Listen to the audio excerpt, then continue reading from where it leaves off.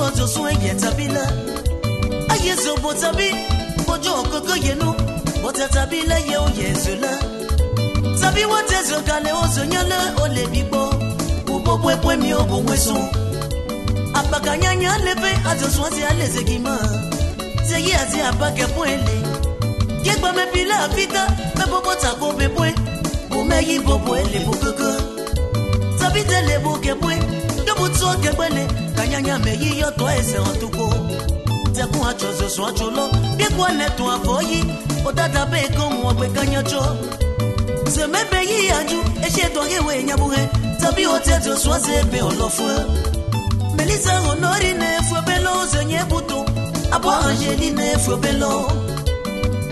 Baletiti, ce que l'on a chicoté, oui, à quoi ma ballon. T'imagines, tu sois là, ton capémé, papa Joe Ballon. A cette chose, soit tu l'as, Matia Fever. A ce que Lucien Matia Fever. T'habites à l'Ozebe, nous avons des bédos en train de maison et quoi yoko. Parce que c'est Chila, n'y a ce bé. C'est même ce que dit quoi, n'y a ce bé. Sabi what is a bedo, as a moi désiré, que you will lewa mayete. C'est bien what else on board JJD. Ayala ya poetile JJD. A teto soigno, ce bio potaze, nyo tapile no fou. Pero koro, azige wazete zebe. Sans ya boba et moi soso. Ke baba beaucoup latte, ayo ba soso. Ma papila bieba kojo bobino. C'est que demi qui m'a baka moi pour eux. Qui fait Maxime, mosquée le azé. À la Koubalou, à Tolandrier. Koubalou. Quand on vient le pétrolier, pour Chapello. Koubalou. À Jomireye, mais bio. Koubalou. Yambo Basile, mais biki. Koubalou. Ce sont yo lazé. Tapile no fou. Son no tête là. Arisa azé. Tapile no fou. Son no tête là. Alléluia, c'est tapile no fou, sono teta là. Asono c'est tapile no fou, sono teta là. Catholique yaze, elle est son pourquoi, allez bien bisele. J'ai Pobe apote no sitonie keyeko. Gigi e monagio pakole, loe fuela e. La Gafu me bio, a Gafu le dise me bichio me que me go. Goba Leo zape bien no te tague, tabite le bouquet point lo que we angi Jérôme. Ole te yeta kala ne ke pape monza we, moke mamuze bobe, ayeta bien muso sobo, ajo no go se robi, e tingwe male numba, moke te le bouquet point lo que we zenye buto.